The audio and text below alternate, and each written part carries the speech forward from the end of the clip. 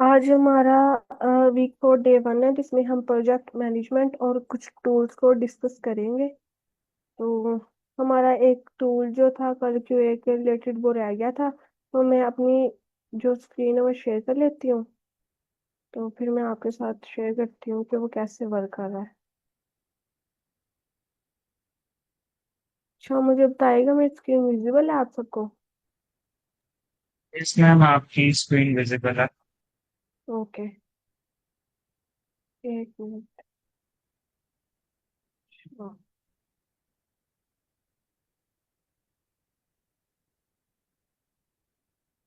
ठीक है।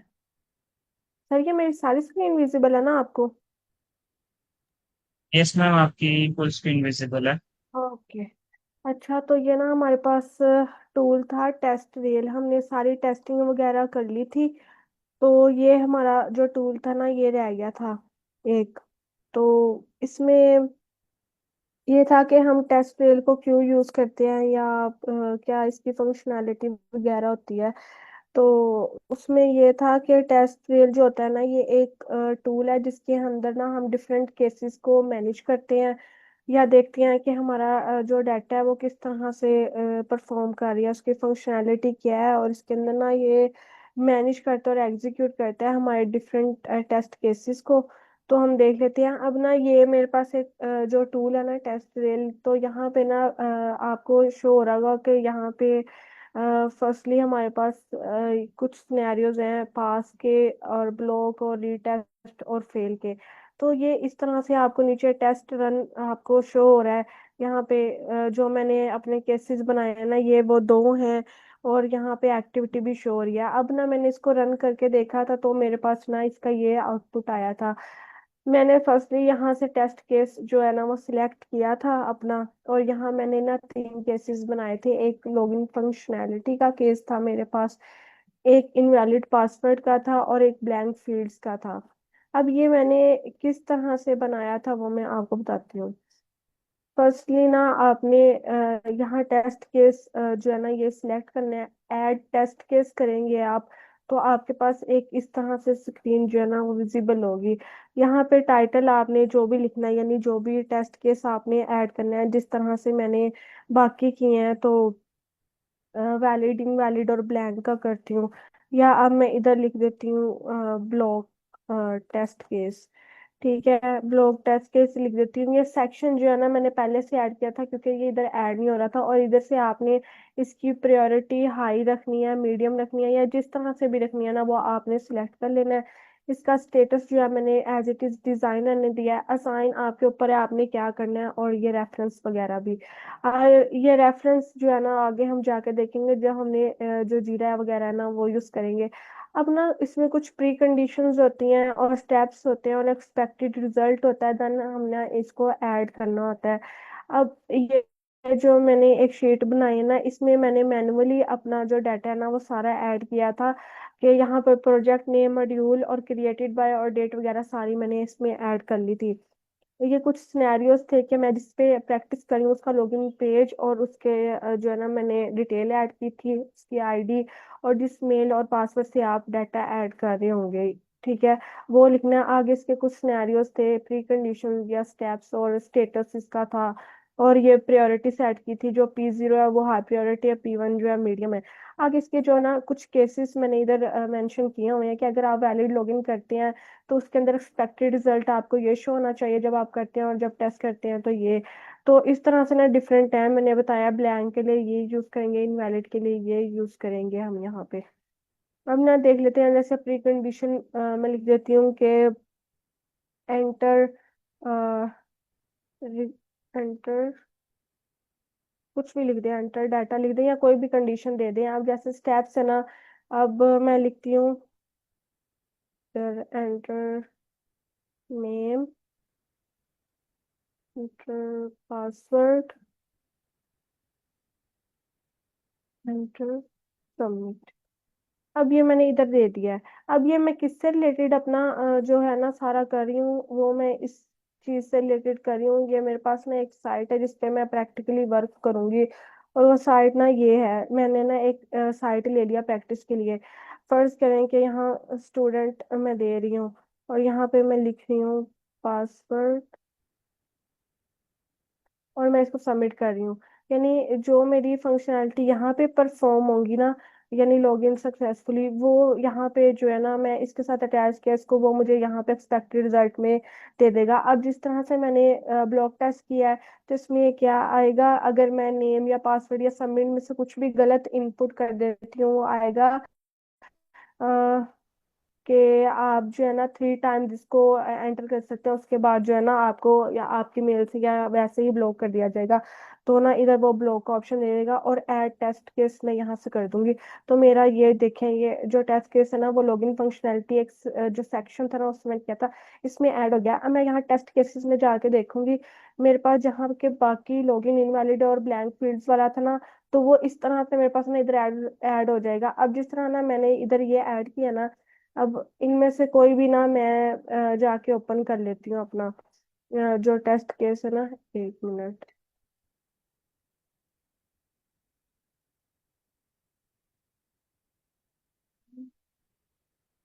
अच्छा, ये ना, अब ये लॉगिन फंक्शनैलिटी एक सेक्शन है जिसके अंदर ना मैंने वो ब्लॉक वाला जो बनाया वो मैंने इसी में ऐड कर दिया, वो इसमें ऐड हो गया। ये वैलिड लॉगिन का मैंने एक टेस्ट केस बनाया था, ये अदर हाई प्रायोरिटी, और मैंने जिस तरह वो प्री कंडीशन और एक्सपेक्टेड रिजल्ट इसका जो सेट किया, इस तरह करके ना आपने 2-3 केसेस बना लेने हैं। मैंने भी इस तरह 2-3 केसेस यहाँ पे बना लिए, वो आपको शो देंगे। उसके बाद आपने टेस्ट रन पे जाना है, तो आपको ना वो यहाँ पे शो होंगे। अब जिस तरह ना मैंने वो यहाँ टेस्ट रन जो है ना ऐड करके, जिस तरह हमने टेस्ट केस ऐड किया है, इस तरह टेस्ट रन ऐड करके ना आपने उसको टेस्ट करके देखना है। जब उसको आप टेस्ट करेंगे ना, वो आपको बता देगा कि आपका जो एक फंक्शन पास हुआ है, एक रिटेस्ट हुआ है, और एक फंक्शन जो है ना आपका फेल हुआ है। वो आपको शो हो जाएंगे इधर सारे ना, यहाँ पे टेस्ट केस आपको शो हो जाएंगे। अभी मैंने किया था, अभी हुआ था, पता नहीं इस टाइम क्यों नहीं हो रहा। खैर, तो जब ये होगा ना, फिर आपने मतलब रिपोर्ट्स ऐड कर देनी है। जैसे अभी मैंने अभी जो है ना टेस्ट केस रन करके देखा था, तो उसमें मतलब मेरे सारे केस जो थे ना वो सही से रन हो गए थे। तो मेरे पास टेस्ट रन आया था कि इसमें कोई भी डिफेक्ट जो है ना वो नहीं आया, और वो सारे जो केस है ना ठीक से चल गए हैं। अब ये मैनुअली मैंने एक लॉगिन टेस्ट जो है वो रन करके देखा था, इसमें आया था, ये देखें टाइटल, यानी वैलिड लॉगिन वाला जो मैंने यहाँ पे ये टेस्ट केस रन करके देखा था, ये वो आया यहाँ पे। और कहाँ गया, एक मिनट, यहाँ पे।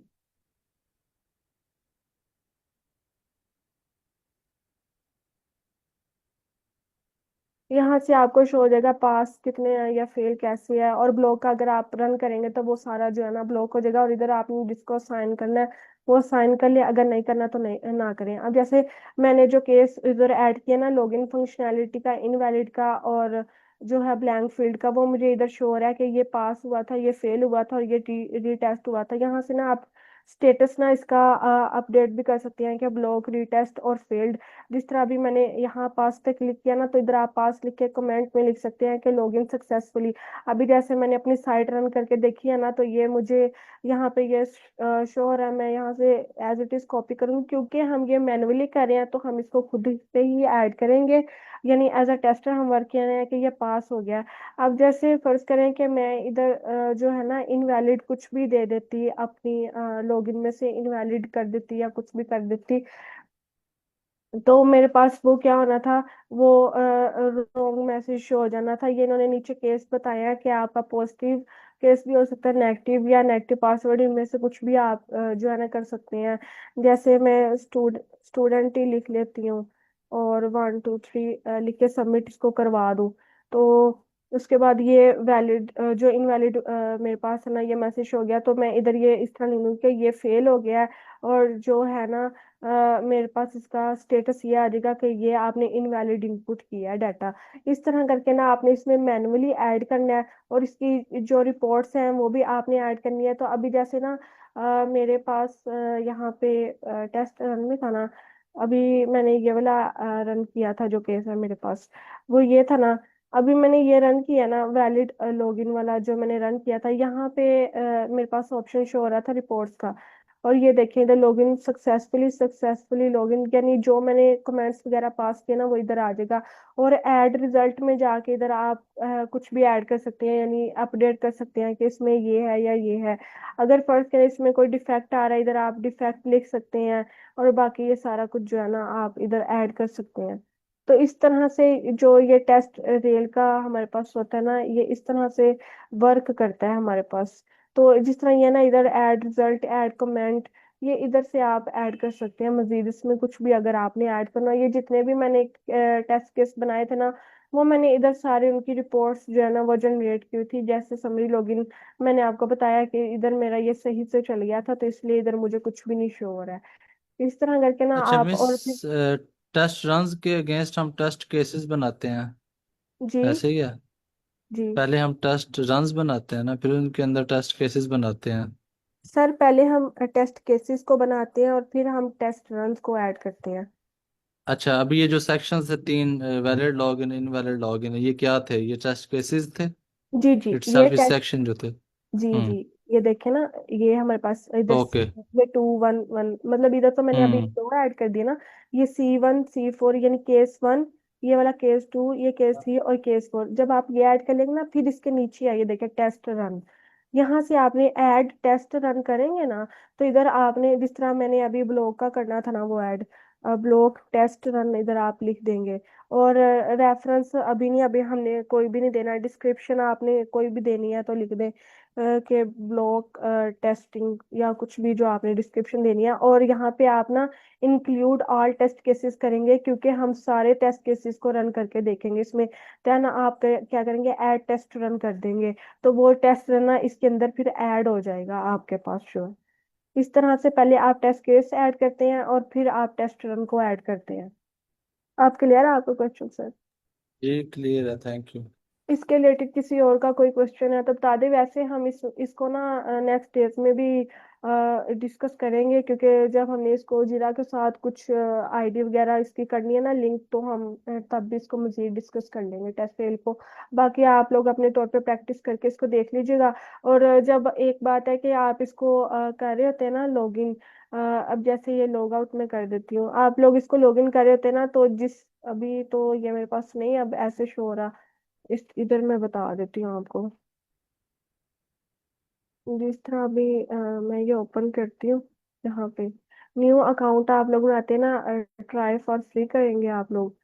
इसमें ना यहाँ पे आप लोगों ने अपना नेम ऐड करना है। वर्क ईमेल आप लोगों की जो भी ऑफिशियल है ना वही यूज कर ले, इसमें कोई इतना इशू नहीं होता। फोन नंबर ऑप्शन है। कंपनी नेम है ना, आप लोग कोई भी कंपनी नेम अपना क्रिएट किया हुआ रख सकते हैं। जिस तरह यहाँ देख रहे हैं मैंने जो अब वाला रखा है ना वो इनमें से ही रखा हुआ है, प्रैक्टिस टेस्ट ऑटोमेशन या कोई भी।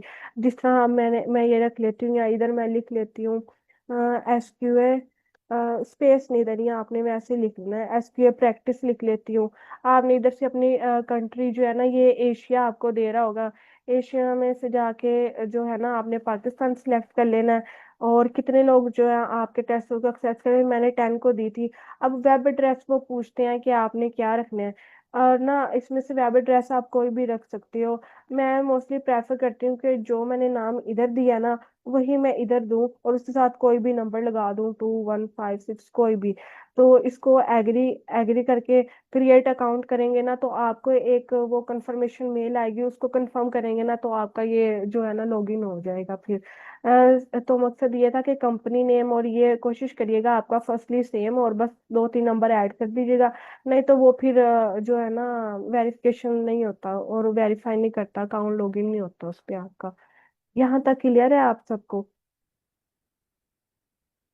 जी मिस। ओके मैम, अगर मैम या सर आप में से जो भी प्रेजेंट करना चाह रहा है तो आप प्रेजेंट करने में अपनी स्क्रीन स्टॉप कर देती हूँ।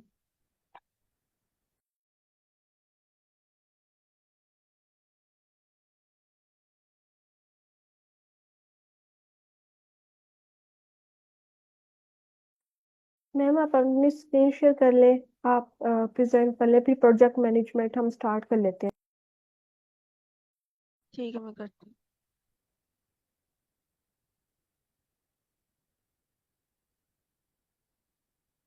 Screen visible? जी अभी आपकी तो हो स्क्रीन रही है। विजिबल मैं जी मिस हो गई है। है। जी। Yes, visible. ओके। पहले तो हम बिल्कुल बेसिक्स से स्टार्ट करते हैं कि यहाँ पे मैं लोगों से सवाल पूछना चाहूंगी कि लाइक अपने कॉन्सेप्ट से बताइएगा कि लाइक प्रोजेक्ट को आप क्या समझते हैं कि व्हाट इज प्रोजेक्ट। पढ़ भी सकते हैं ऑफ कोर्स, लेकिन एक बेसिक सा बिल्कुल मिस अगर लेमन टर्म्स में बताया तो जी। मिस मेरे हिसाब से आपने जो भी चीज़ अचीव करनी है, उस आपकी जो एंड गोल है उसको अचीव करने के दौरान जितनी चीज़ें आती हैं तो वो हम्म। सारी प्रोजेक्ट ही कहलाती हैं। प्रोजेक्ट का हिस्सा काइंड ऑफ। ओके सही है। तो इसमें भी कुछ सिमिलर ही डेफिनेशन है कि प्रोजेक्ट हमारे पास एक टेम्पररी एंडेवर होता है। एंडेवर से मुराद के मतलब एक अचीवमेंट या फिर गोल जिस undertaken to create a unique product service और अ रिजल्ट। तो एक टेम्पररी टाइम के लिए हम कुछ जब बना रहे होते हैं उसमें जो भी चीज़ इन्वॉल्व हो रही होती है वो एक प्रोजेक्ट का पार्ट होता है। वो जो टेम्पररी पीरियड होता है इसमें हम लोग काम कर रहे होते हैं वो एक प्रोजेक्ट कहलाता है। The temporary nature of the project indicates that the project has a definite beginning and end। जाहिर सी बात है कि एक प्रोजेक्ट अगर चल रहा है तो ऑब्वियसली उसका एक स्टार्ट पॉइंट होगा और एक एंड पॉइंट होगा। The project is first defined and then the project progresses, more clarity is added to the definition and scope of the project। ये तो खैर जाहिर सी बात है कि जब पहले इनिशियल स्टेज में अगर हम रिक्वायरमेंट्स डॉक्यूमेंट वगैरह जो भी करते हैं इनिशियल स्टेज में बहुत मरतबा ऐसा होता है कि हम कुछ चीज़ें मिस कर जाते हैं। तो विद द टाइम के कुछ रियलिटी चेक्स भी आते हैं कि अच्छा ठीक है हमारे पास या तो हार्डवेयर की कमी है या कुछ भी किसी भी चीज़ की कमी है या फिर इस चीज़ को बहुत ज़्यादा अनएक्सपेक्टेड टाइम लग रहा है। तो ये वाली सारी चीज़ें फिर within the time project में आगे पीछे रीडिफाइन हो जाती हैं। And there are different phases of project. ये फेजेस वाली चीज़ें मोस्टली सिमिलर टू एसक्यूए का जो हमने लाइफ साइकिल देखा था एसडीएलसी वाला। अम, अब प्रोजेक्ट मैनेजमेंट पे आ जाते हैं कि प्रोजेक्ट मैनेजमेंट क्या होती है। अगर मैं यहाँ पे लोगों से पूछूं कि project management as a term आप लोग को क्या लगता है कि होता क्या है, बेसिक्स अगर कुछ समझ में आ रहे हो। मिस वही जो हमारे एंड गोल को अचीव करने के दौरान जितने स्टेप्स हैं उनको इस तरीके से करना कि हम एंड गोल तक पहुंच जाएं बगैर किसी खसारे के या नुकसान के। हाँ हाँ, वेरी गुड। कुछ ऐसे ही हैं कि अपनी जो नॉलेज स्किल और टूल एंड टेक्निक्स जो हम लोग परफॉर्म करते हैं सेवरल टास्क को मीट करने के लिए, लेकिन उसमें ये एक शर्त होती है कि लाइक जो हमारे कुछ की पॉइंटर्स होते हैं बेसिकली कुछ कंस्ट्रेंट्स होते हैं जो कि हमें दिमाग में रखने होते हैं। और हमें ये चाहिए कि इन की पॉइंटर्स को दिमाग में रखते हुए कि हम इसको कितनी एफिशिएंटली कर पाएं। और पहली बात तो ये है, सेकेंडली कि हम उस स्पेसिफिक जो हमारी क्योंकि एंड एंड बिगिनिंग हमारे पास टाइम पीरियड है उसमें हम सब कुछ कर लें निपटा लें। तो प्रोजेक्ट मैनेजमेंट एक तरीके से ये चीज होती है कि हम एक प्रोजेक्ट को मैनेज कर रहे होते हैं प्रॉपरली। एंड एक इसमें की पॉइंट ये है कि प्रोजेक्ट मैनेजमेंट जैसी चीजें यूजुअली बड़े स्केल पे ही होती है। छोटे स्केल पे लोग यूजुअली नहीं प्रेफर करते क्योंकि अगर प्रोजेक्ट अगर किसी छोटी कंपनी में भी है तो आई डोंट थिंक सो के वैसे तो प्रोजेक्ट की साइज पे डिपेंड करता है कि अगर प्रोजेक्ट बहुत बड़ा है तो it has to be manage within task and people. लेकिन अगर प्रोजेक्ट छोटा है तो फिर it can be done without the project management part. तो अब हम थोड़े से कंस्ट्रेंट्स देख लेते हैं कि प्रोजेक्ट मैनेजमेंट में कौन सी की पॉइंट्स है एक तरीके से। अच्छा, स्कोप। स्कोप से मुराद है हमारे पास the guaranteed set of deliverables and the project is to be created keeping in mind the scope। Basically हमारे पास जो डिलीवरेबल्स होती हैं तो वो एक तरीके से स्कोप कहलाता है हमारा कि अगर मेरे पास एक प्रोडक्ट मैंने बनाना है आपके फॉर एग्जांपल एक क्या कहते हैं उसे फूड डिलीवरी ऐप अगर कह ले तो उससे कुछ स्कोप कुछ डिलीवरेबल्स होंगे कि अच्छा ठीक है इस एप्लीकेशन में एक तो एप्लीकेशन होनी चाहिए, एप्लीकेशन में कुछ फीचर्स होने चाहिए वगैरह वगैरह जितनी भी ये सारी चीजें होती हैं वहाँ पर स्कोप के अंदर डिफाइंड होती हैं। वो एक स्कोप होता है हमारा। तो वो सारी चीजें एक तो डिलीवरेबल्स हैं वो with in the time of the project हमारे पास डिलीवर्ड हो जानी चाहिए using project management. Time obviously क्योंकि बहुत क्रिटिकल चीज़ है हमारे पास क्योंकि ऐसे हमने कहा project is defined with a beginning and end date. तो ऑब्वियसली अगर हमारे पास एक प्रॉपर टाइम लिमिट नहीं डिफाइंड होगा और हम आगे पीछे हो जाएंगे, तो बहुत से अगर रियलिस्टिक सिनेरियोस में बात की जाए, तो अगर ये बहुत बड़ी कंपनी का प्रोजेक्ट है तो उसकी कंपेटिटर कंपनी या तो एक अच्छा प्रोडक्ट, उनसे ज़्यादा अच्छा प्रोडक्ट पहले भी निकाल सकती है अगर हम time properly time project management नहीं करें। पहली चीज़ तो ये, एंड सेकेंडली ऑब्वियसली फिर हमें खसारा होगा कि हम पीछे रह जाएंगे और फिर हम स्टेक होल्डर्स भी लूज कर सकते हैं। अच्छा, क्वालिटी क्वालिटी बहुत ज़रूरी है, क्योंकि ऑब्वियसली बेशक मैंने अपना टास्क डिवीजन कर भी दिया है properly, but it really depends के उस टास्क डिवीजन में भी मैं कितना प्रॉपरली काम कर रही हूँ, कितना वेल इन्वेस्टेड टाइम देकर क्वालिटी क्वालिटी प्रोडक्ट निकाल रही हूँ। One such favor is almost always affected by the other constraints. If the time or cost reduce the quality of the project, जाहिर सी बात है, अगर हमारे पास टाइम बहुत कम है, प्रोजेक्ट बहुत बड़ा है, तो बहुत से लोग, जैसे FIP की मैं एग्जांपल ले लूँ, हमारे पास यूजुअली टाइम तो शुरू में बहुत होता है, बट एंड में जाके बहुत मतलब ऐसा होता है कि प्रोजेक्ट बहुत अच्छा होता है लेकिन टाइम क्योंकि इतना बचा नहीं होता, 2 महीने रह जाते हैं, तो बच्चे कुछ ना कुछ निपटा के निकाल देते हैं। निकल तो जाता है लेकिन ऑब्वियसली वो क्वालिटी प्रोडक्ट नहीं बन पाता। तो बहुत से लोग जिनके स्कोप भी होता है ना कि शुरू में FIP में अच्छा ठीक है हम तो उसको प्रॉपर प्रोडक्ट बनाएंगे या फिर हम उसको पब्लिश कराएंगे, तो at the end of the day उनके पास ऐसी कोई चीज नहीं होती कि वो कुछ करवा पाए। तो with in the time frame अगर हम क्वालिटी गारंटी नहीं कर रहे, तो ये एक चीज क्वेश्चनेबल है कि आपने प्रोजेक्ट मैनेजमेंट भी अगर सही से इम्प्लीमेंट करी थी या नहीं। Cost, another important aspect needs to be considered, which is an estimated factor of labor cost, factory administrative software equipment all together. अब जैसे मैंने पहले भी एक छोटी सी एग्जांपल दी थी कि with in the time frame अगर हम प्रोजेक्ट में आगे जाके प्रोग्रेस करते हैं तो हमें पता चलता है कि हमारे पास इक्विपमेंट की शॉर्टेज है, कुछ भी है।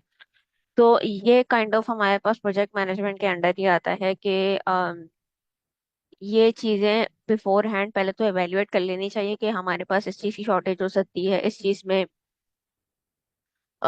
ये चीज हम लोग ज्यादा बल्क में ले रहे हैं तो उसको कम लेना चाहिए। ऐसी सारी चीजें प्रोजेक्ट मैनेजमेंट के अंडर आती हैं कि हम बेसिक से बेसिक चीजें रिगार्डिंग दैट प्रोजेक्ट हम पहले से इवेल्युएट करके रखें, एंड उसको लाइक प्रॉपरली उसका डिविजन करके रखें in case of task, and when it comes to हमारे पास प्रोडक्ट के हार्डवेयर या इक्विपमेंट वगैरह या सॉफ्टवेयर की कोई टूल्स वगैरह की बात अगर आए, तो उसकी जो प्रोविजन है वो हमारे पास पहले से ही एक तरीके से प्लान डाउन होना चाहिए कि अच्छा ठीक है हमें ये सब पहले से ही हमारे पास है हाथ में। अच्छा, फिर रिस्क की बात आती है तो ऑब्वियसली पॉसिबल रिस्क, जो जैसा मैंने इक्विपमेंट वाली बात करी थी कि इन केस हमारे पास इक्विपमेंट की शॉर्टेज होता है तो there is a risk involve. क्योंकि हमारे पास इक्विपमेंट की शॉर्टेज होगी तो हो सकता है, अगर मैं एक इसमें मिसाल ले लेती हूँ, जैसे एक मशीन लर्निंग का प्रोजेक्ट है और उसमें मुझे GPU की ज़रूरत है।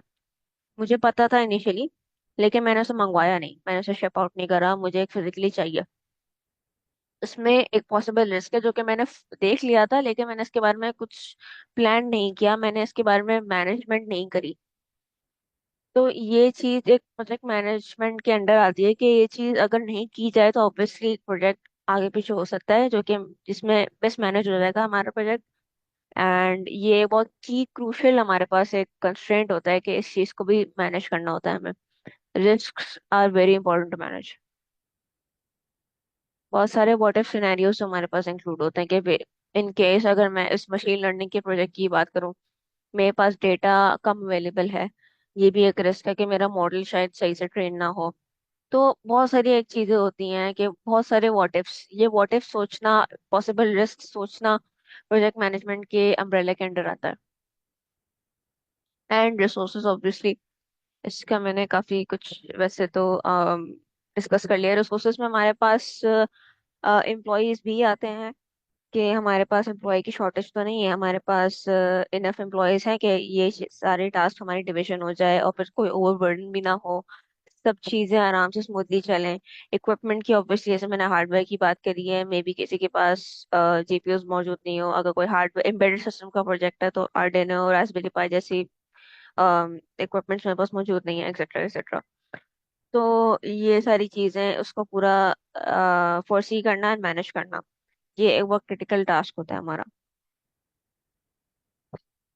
तो अब एक लाइफ साइकिल को देख लेते हैं हम लोग प्रोजेक्ट की, जो कि मैंने इसको ओवरव्यू करा था, and it's very similar to SDLC जो कि हमने शुरू में पढ़ा था।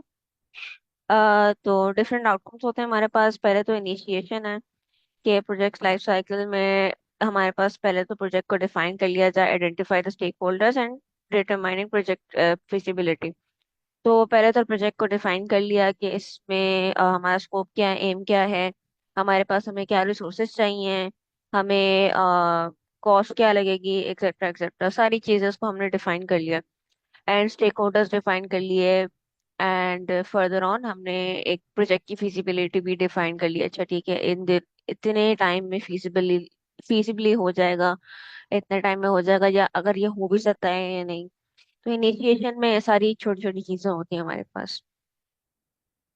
प्लानिंग में हमारे पास फिर हम प्रॉपर आउटलाइन, अच्छा कॉस्ट वगैरह वाली चीज प्लानिंग में आती है, नेवर माइंड।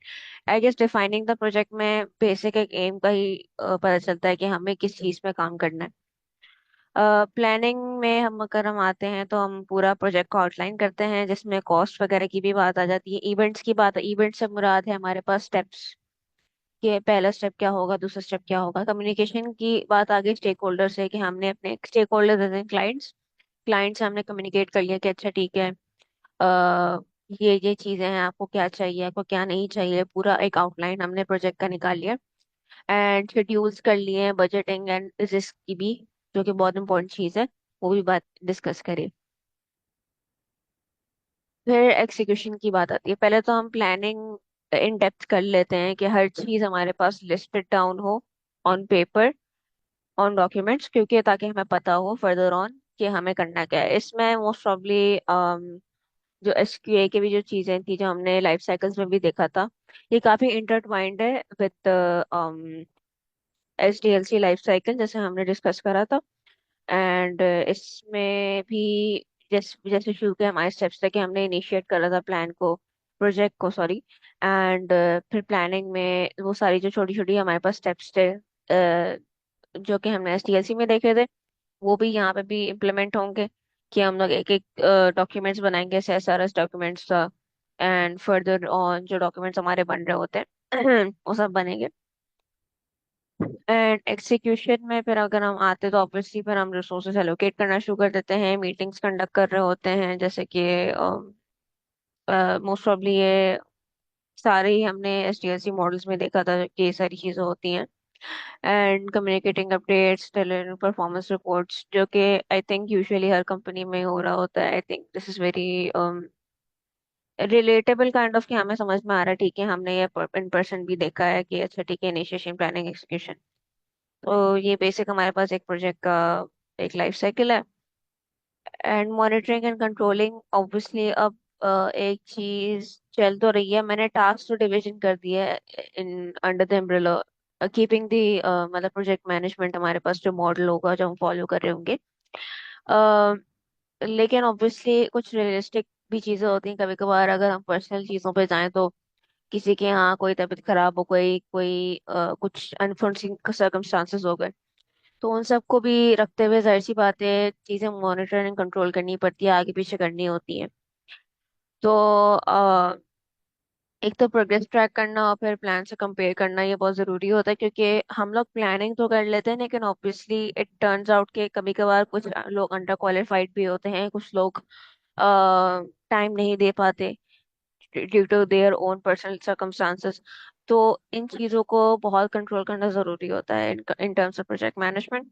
एंड इसमें एक तरीके से क्वालिटी कंट्रोल भी हो रहा होता है, कि हम लोग चेक कर चेक करते रहें साइड बाय साइड, कि अच्छा ठीक है, जो चीज़ हमने डिलीवरेबल दी भी है, क्या वो सर्टेन थ्रेशोल्ड पे मीट भी करती है, जो हमने एक डिफाइन करी हुई थी, कि प्रोजेक्ट का इतना अगर हिस्सा हो जाएगा। जैसे कि इन केस ऑफ, मैं एक मशीन लर्निंग प्रोजेक्ट की बात कर लेती हूँ, तो पहले हमने डेटा कलेक्शन का स्टेप रखा हुआ था।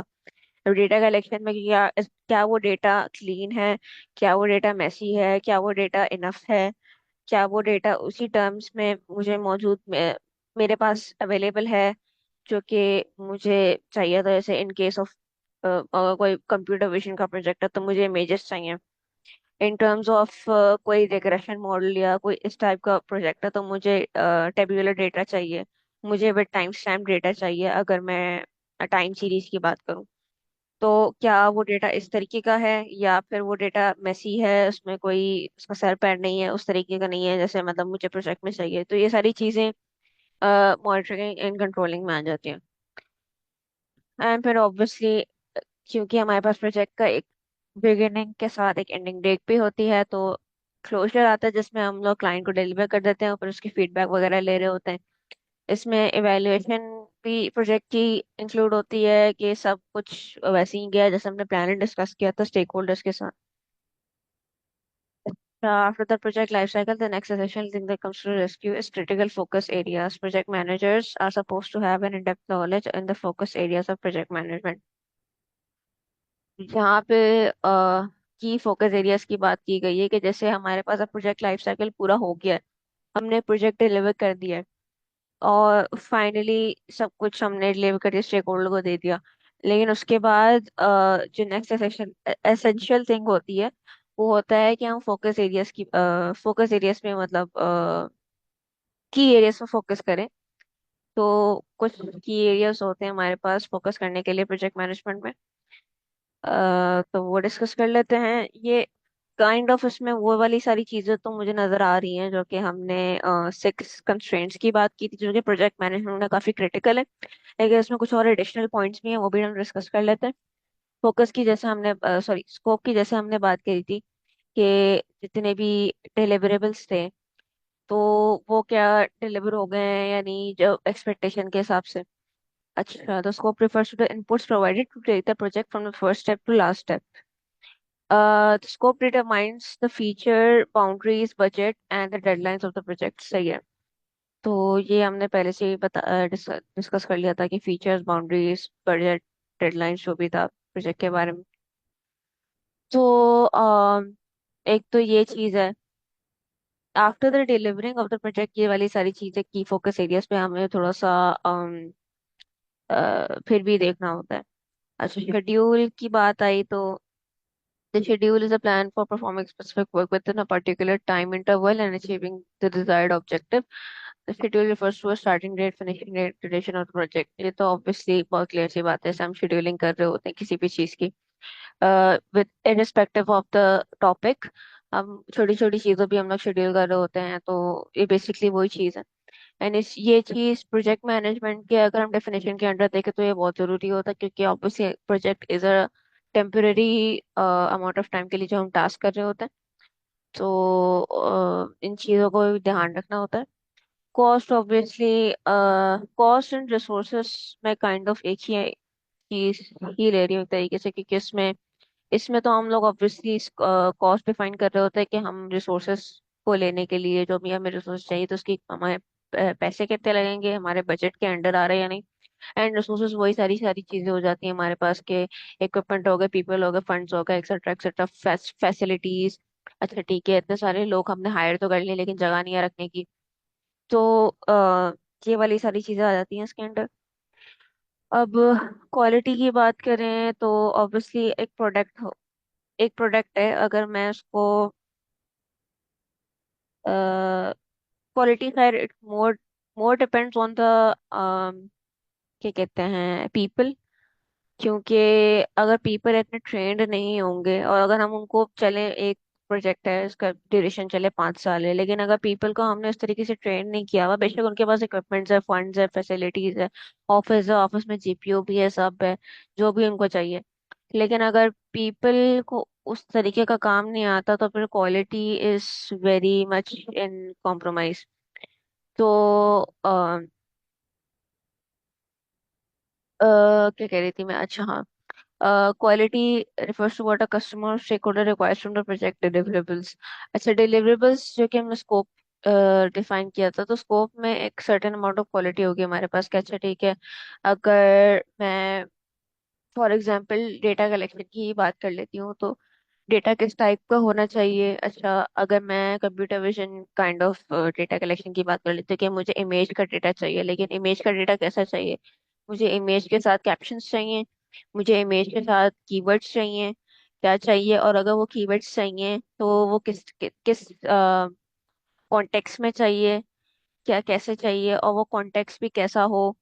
तो वो छोटी छोटी चीजें, और फिर at the end of the day या फिर प्रोजेक्ट के पैरेलल ही जब वो चल रहा होगा ड्यूरिंग द प्रोजेक्ट, वो चीज को देखते रहना, मॉनिटर करते रहना कि जो तस्वीरें हमने कलेक्ट भी की हैं और जो उसके कीवर्ड्स या कैप्शंस हम लोग कलेक्ट भी कर रहे हैं, तो वो क्या ठीक है, क्या वो उस हिसाब का है जैसे स्टेक होल्डर को चाहिए या नहीं। तो ये चीज एक तरीके से क्वालिटी के अंडर आ जाती है। Includes processes and activities adapted to be performed to meet the objective and requirements for which it is undertaken। सही है। अच्छा, हमने रिसोर्सेज की पहले ही बात कर ली है। Stakeholders are the ones who have an interest in the delivery of the project. तो इंटरेस्ट किसको होता है यूजुअली? अगर मैं स्टेक होल्डर्स को बिल्कुल लेमैन टर्म्स में बोलूँ तो इट्स अ क्लाइंट, जो सामने वाला बंदा जिसको हम प्रोडक्ट दे रहे हैं।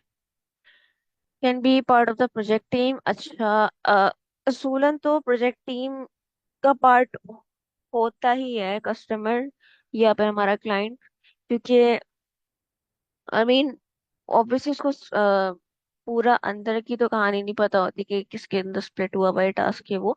बट इतना तो पता होता है कि प्रोडक्ट क्या है क्या नहीं है, एक तरीके से किस पे वो लोग काम कर रही है कंपनी। तो ऑब्वियसली एक हद दर्जे तक वो एक टीम का हिस्सा होते हैं और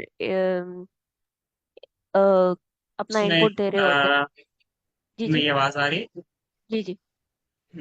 यस मैम, हम इसमें इसको इस तरह ले सकते हैं कि जो हमारे पास स्टेक होल्डर्स होता है वो हमारे पास क्लाइंट ही होता है, और वो टीम का हिस्सा इस तरह होता है कि हमने जितनी रिक्वायरमेंट्स गैदर करनी होती हैं वो सारी हमने क्लाइंट से ही लेनी होती हैं। जितनी रिक्वायरमेंट्स हम्म हैं वो हमें क्लाइंट ही प्रोवाइड करता है, और दूसरा वो हमारी हम्म टीम का हिस्सा इसलिए होता है कि वो देख रहा होता है कि हमारा जो प्रोजेक्ट है वो कितना किस हद तक कंप्लीट हो गया है।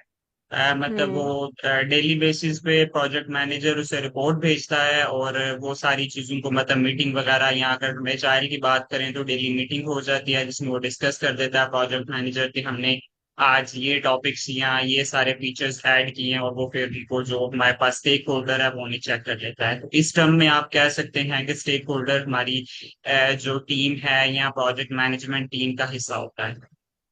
हाँ, अगर मैं लाइफ साइकिल की भी बात करूँ तो आई थिंक हर स्टेप में ही हमारे पास स्टेक होल्डर इन्वॉल्व होता है। इनिशिएशन में तो ऑब्वियसली होगा, प्लानिंग में भी होता है, some obviously we are communicating with the stake holder.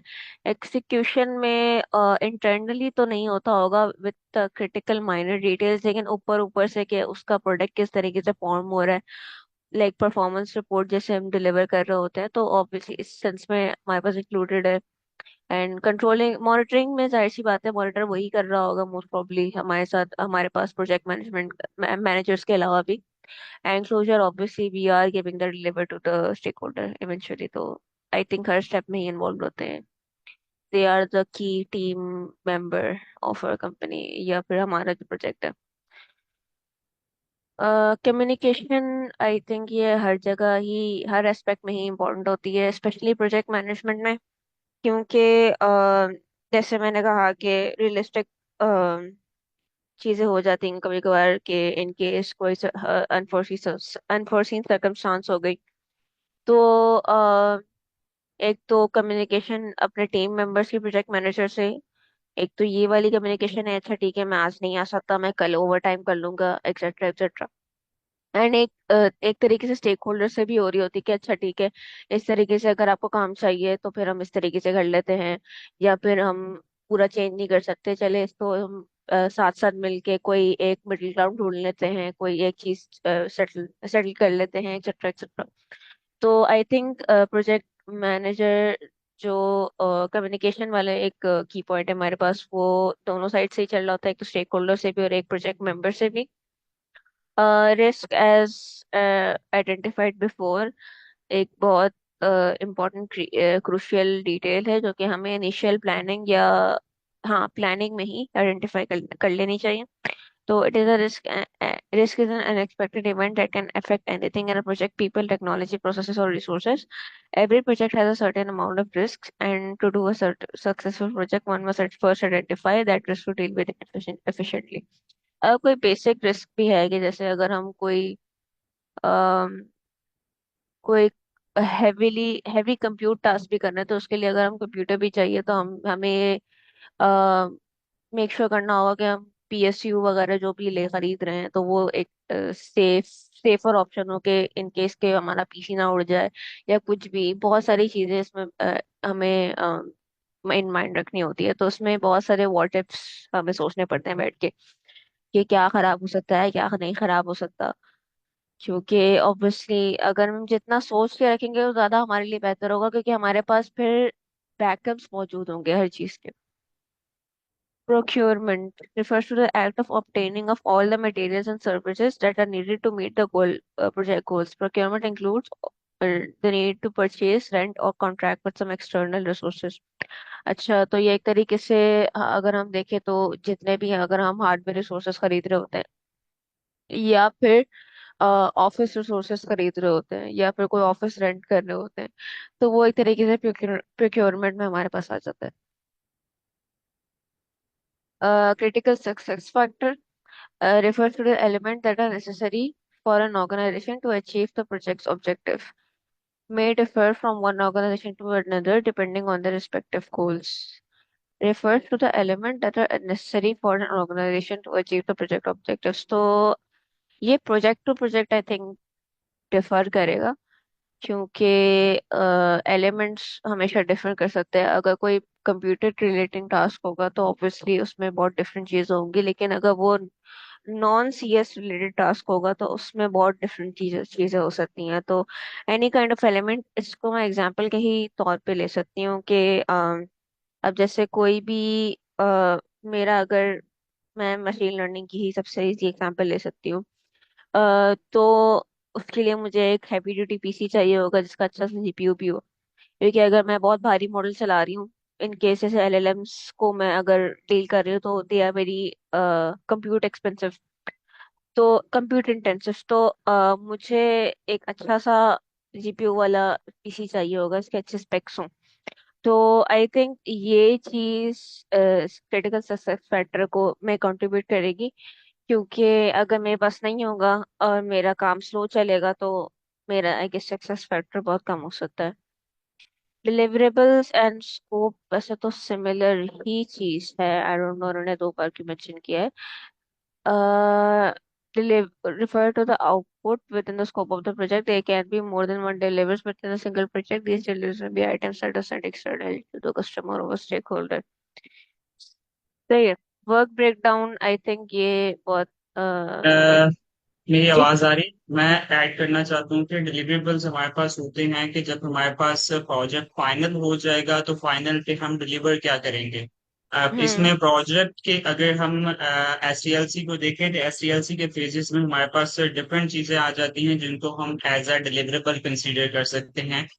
जिस तरह हमारे पास डॉक्यूमेंटेशन आ सकती है, डॉक्यूमेंटेशन को हम एक डिलीवरेबल कंसीडर कर सकते हैं। हमारा प्रोजेक्ट, सही। हमारी एप्लीकेशन जो हमने बनाई है, हम उसे डिलीवरेबल कंसीडर कर सकते हैं। हम लेट सपोज हम कहते हैं कि फाइनल डिलीवरेबल से पहले हम आपको एक डेमो साइट दे देंगे या एक डेमो हम डिलीवर करेंगे कि जिसको यूजर या स्टेक होल्डर यूज करके हमें बता सकता है कि ये ठीक है, इसमें कुछ चेंजिंग्स करनी ये वाली हैं तो वो हमें बता सकता है। तो इस तरह की जितनी चीजें आती हैं हम इनको डिलीवरेबल्स कह सकते हैं। सही, आई लेकिन होप फिर क्लियर स्कोप। हो गया होगा सबको। Yes ma'am, scope. स्कोप में मैं बताता हूँ। स्कोप सही। में हम सारी चीजों को डिफाइन करते हैं कि हम इस तरह चीजों को लेके चलेंगे। लेट सपोज मैं एक वेबसाइट बनवाना चाहता हूँ, वेबसाइट का स्कोप मैं डिफाइन करता हूँ। स्कोप में मैं ये चीज डिफाइन करता हूँ कि ये मेरे पास रिक्वायरमेंट्स होंगी, इसके लिए मुझे एक टीम चाहिए। टीम में मुझे फ्रंट एंड के बंदे चाहिए, बैक एंड के बंदे चाहिए, प्रोजेक्ट मैनेजर चाहिए, मुझे टीम लीड चाहिए। तो ये जितनी चीजें होंगी हम इन सब चीजों को डिफाइन करते हैं अपने स्कोप में। रिक्वायरमेंट को गैदर्स करना हम स्कोप में डिफाइन कर सकते हैं कि ये हमारा प्रोजेक्ट है, ये हमारा इसका स्कोप होगा, ये हमारे पास एंड लेवल पे हम डिलीवर करेंगे। तो ये सारी चीजें हम स्कोप में डिफाइन करते हैं। डिलीवरेबल में हम हमारे पास आता है कि लास्ट पे हम डिलीवर क्या करेंगे, फाइनल प्रोजेक्ट को हम डिलीवरेबल कह सकते हैं। सही। यस। सबको क्लियर हो गया? अगर किसी का कोई क्वेश्चन है इन दोनों टॉपिक्स के रिलेटेड तो वो पूछ सकता है।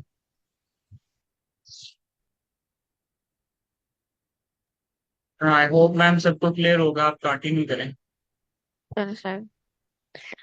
Work breakdown, I think ये काफी क्रूशियल स्टेप होता है इन टर्म्स ऑफ प्लानिंग, क्योंकि हमें एक काम तो पता है कि हमें क्या करना है, लेकिन अब उसको कैसे करना है और उस जो तरीका है उसको स्टेप्स में ब्रेक करना, ताकि वो डुएबल हो और अचीवेबल हो एवरी।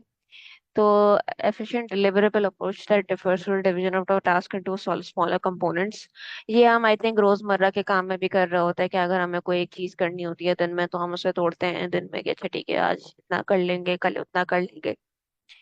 तो the smaller parts make the task independent and more manageable for the team। अच्छा, इसके बाद जॉब रोल्स का था, जो कि थोड़ा सा एंड सर्टिफिकेशंस की हैं चीज़ें, तो मैं इसको स्किप करने का सोच रही थी क्योंकि थोड़ा सा रेलेवेंट है। अम, फिर हम दूसरे टॉपिक पे आ जाते हैं अपने। PMBOK हमारे पास क्या होता है इनके in in the umbrella of project management. So PMBOK stands for Project Management Body of Knowledge, and it is the entire connection of processes, best practices, and terminologies, guidelines that are accepted as standard within the project management industry। तो एक तरीके से हमारे पास एक book है जिसमें हमारे पास सारी कलेक्शन ऑफ प्रोसेसेस हैं, इसमें बेस्ट प्रैक्टिसेस है, टर्मिनोलॉजीज जो कि मतलब यूज की जाती है प्रोजेक्ट मैनेजमेंट में, एंड गाइडलाइंस जो कि इंटरनेशनली एक्सेप्टेड है within the project management industry. And it is considered valuable for companies as it helps them standardize practices across various departments, tailor processes to suit specific needs, and prevent project failures। तो ये इस चीज में help कर रहा होता है। Basically एक गाइडलाइन की बुक है पूरी प्रॉपर, जिसमें अगर किसी को या एक प्रोजेक्ट फ्रेमवर्क मैनेजमेंट कह में, सकते हैं। हाँ फ्रेमवर्क भी कह सकते हैं, लाइक प्रॉपर इसमें हर चीज मौजूद है for anyone who is going to start out in project management. And obviously companies के लिए बहुत वैल्यूएबल है जो कि अपनी कंपनी को भी ट्रेनिंग देना चाह रही होती है, क्योंकि इसमें प्रैक्टिसेस मौजूद होती हैं जो कि एक तरीके से स्टैंडर्डाइज है, एंड अक्रॉस वेरियड डिपार्टमेंट्स हम उसको सिखा सकते हैं, प्रोसेसेस को टेलर भी कर सकते हैं अपने हिसाब से कि अच्छा ठीक है हमारे कोई स्पेसिफिक नीड्स हैं जो कि यहाँ पे मेंशन नहीं है, क्योंकि ये बहुत जेनेरिक मॉडल्स होंगे, जाहिर सी बात है अगर ये स्टैंडर्डाइज एंड एक्सेप्टेड है। And obviously they will also help in project failures. Uh, because the body of knowledge is constantly growing as practitioners discover new methods or best practices. It must be regularly updated and disseminated. This is an effort which is overseen by the Project Management Institute (PMI). ये एक global non profit member association है project management professions के लिए, and you can find more in depth discussion on. अच्छा सही है। अ, इसकी पूरी बुक मैंने देखी थी, लेकिन वो खैर खा देती हूँ मैं वैसे। EMP ओके, लाइक 250 पेजेस की बुक थी वो ओवरऑल। एंड इसके ना एडिशंस निकलते हैं, लाइक जैसे कि यहाँ पे बोला गया था कि अरे लोड हो रही है, जैसे कि यहाँ पे बोला गया कॉन्स्टेंटली ग्रो कर रही होती है, क्योंकि प्रैक्टिशनर्स न्यू मेथड्स डिस्कवर कर रहे होते हैं कि अच्छा ठीक है, या क्योंकि अगर हम 10 साल पुरानी बात करें तो ऑब्वियसली उस वक्त एआई भी नहीं, 10 साल पुराना तो एआई था, लेकिन अगर हम इनिशियल 2000s या फिर एंड की बात करें तो एआई इतना कॉमन नहीं हुआ था जैसे आजकल है। तो ऑब्वियसली पहले तो हम एआई को इनकॉर्पोरेट नहीं कर रहे होते थे और हम खुद ही अपनी चीजें चला रहे होते थे, लेकिन अब अगर अगर अगर अब देखें तो बहुत ज्यादा हर इंडस्ट्री में ही एआई इनकॉर्पोरेट हो रही होती है, स्पेशली प्रोजेक्ट मैनेजमेंट में भी काफी हो रही है। तो अब मैं ये एक्सपेक्ट कर रही हूँ कि लाइक अब इनके, एक मिनट मैं इसको हाइड, हाँ, कि अब इनके बुक में भी अब ये वाली सारी चीजें इंक्रीमेंट हो रही होंगी आहिस्ता आहिस्ता। तो ये पूरी बुक है प्रॉपर जिसमें इन्होंने सारे स्टैंडर्डाइज प्रोजेक्ट स्टैंडर्डाइज क्या कहते हैं चीजें मौजूद है जो कि प्रोजेक्ट मैनेजमेंट के अम्ब्रेला के अंडर आती है। तो इसमें हम लोग डेवलपमेंट अप्रोचेस सीखेंगे, हाउ टू टेलर अप्रोचेस जैसे इसमें बताया गया था, and achieve our positive outcomes. तो ये सारी चीजें। और फर्दर नॉर्म्स को देख लेते हैं। When discussing the PMBOK definition, it's important to understand how it frames the essential project management. You can find अच्छे से ये what is the PMBOK methodology? It is technically not the methodology, but rather industry framework, जैसे आपने कहा था, that incorporates best practices in the project management. It is often associated with the waterfall methodology. ये हमने SQA वाले part में discuss किया था, which aligns the project stages in a sequential approach. But it is also compatible with the newer methodologies such as Agile. The PMI does not advocate for any particular methodology, as the processes of PMBOK can be tailored to suit a variety of project management situations. Managers select what they need for their respective companies, teams, and projects. By understanding the PMBOK project management definition, you understand again inside of structured framework that will help you decide the best approach for your own team. तो एक basically एक guide book या एक framework ही है और उसमें history बताई भी है। ये अच्छा, मैं से एक बात बताएं कि हम्म। वाटरफॉल और अजाइल में आप क्या समझती हैं, कौन सी मेथडोलॉजी बेहतर है? It really depends on the projects nature, क्योंकि अगर हम वैसे इंडस्ट्रीज में देखें तो मोस्ट ऑफ द टाइम तो वाटरफॉल ही यूज हो रही होती है। लेकिन अब मैंने देखा है कुछ जगह एजाइल भी इम्प्लीमेंट हो रही है कि अच्छा ठीक है, बार बार हम लोग उसको रिवाइज एंड इंक्रीमेंटल स्टेप्स में करते रहें कि अच्छा ठीक है, एक चीज अगर सही नहीं है तो उसको वापसी हम पूरा इनिशिएट करें।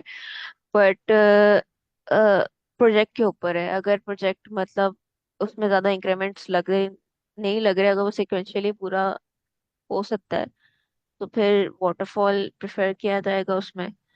और अगर एजाइल मतलब कि हर छोटी चीज में कोई इंक्रीमेंट्स या फिर कोई डिक्रीमेंट्स है जो भी। अकॉर्डिंग टू मी और अकॉर्डिंग टू माई नॉलेज, हम्म। अभी जो हमारे पास है अकाउंट अराउंड 95% जो कंपनीज हैं या प्रोजेक्ट जहाँ पे डेवलप होते हैं वो एजाइल मेथोडोलॉजीज को यूज कर रहे हैं। और सेम। वाटरफॉल मॉडल को हम वहां पे यूज कर सकते हैं जहाँ पे हमारे पास रिक्वायरमेंट्स क्लियर हों, रिक्वायरमेंट्स में हमारे पास चेंजिंग्स ना हो। क्योंकि हाँ, वाटरफॉल में एग्जैक्टली। हम एक डायरेक्शन में चल रहे होते हैं। हम रिक्वायरमेंट को चेंज नहीं कर सकते वाटरफॉल मॉडल में। और आजकल हम्म। हमारे पास हो ये रहा होता है कि रिक्वायरमेंट्स कॉन्टिन्यूसली चेंज हो रही होती हैं, इसलिए हम ज्यादा प्रेफर करते हैं एजाइल मेथोडोलॉजीज को। अच्छा, इसमें एक चीज़ ये भी है ना कि फ़र्ज़ कीजिए कि प्रोजेक्ट मैनेजर का आज मूड अच्छा नहीं है या उसकी सेहत ख़राब रही है, फिर उसके डेफिशिएंसी है विटामिन की, तो उसकी वजह से उसने जोर देना पसंद नहीं किया अपने दिमाग पे और उसने जाइल में शिफ्ट कर दिया और जाइल में अपने आप को रिलैक्स रखा हुआ है उसने।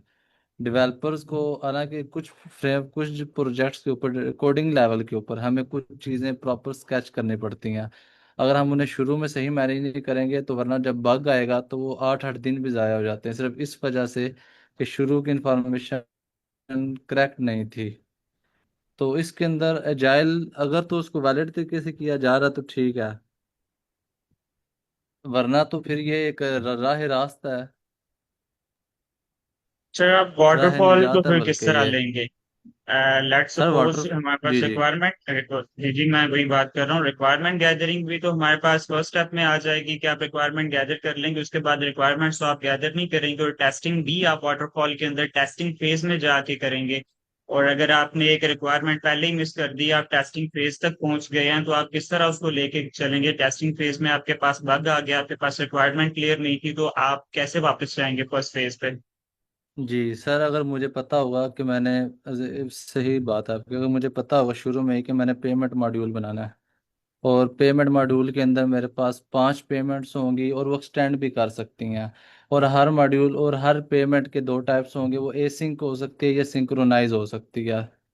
जो ये बात मुझे यस शुरू में एग्जैक्टली। कंफर्म थी और मैंने उसको डिज़ाइन कर लिया प्रोजेक्ट को। अब मैंने कोडिंग के ऊपर 2-3 दिन लगाए, एक स्केलेबल प्रोजेक्ट डिज़ाइन कर लिया जो कि इम्प्लीमेंट है कोडिंग में। अब अगर एरर आ जाता है तो ये सिर्फ विद इन फ्यू आवर्स की गेम होगी, मुझे एग्जैक्ट फाइल का पता होगा, मुझे एग्जैक्ट पैटर्न का पता होगा, मुझे पता होगा स्केल करना है, कहाँ स्टॉप करना है। लेकिन अगर मुझे शुरू में ये कहा जाए कि यार कोई पता नहीं क्या सिंक क्या ए सिंक क्या, ना प्रोजेक्ट मैनेजर ने इंफॉर्मेशन दी, क्यों हमें जल्दी नहीं, थी कि हमने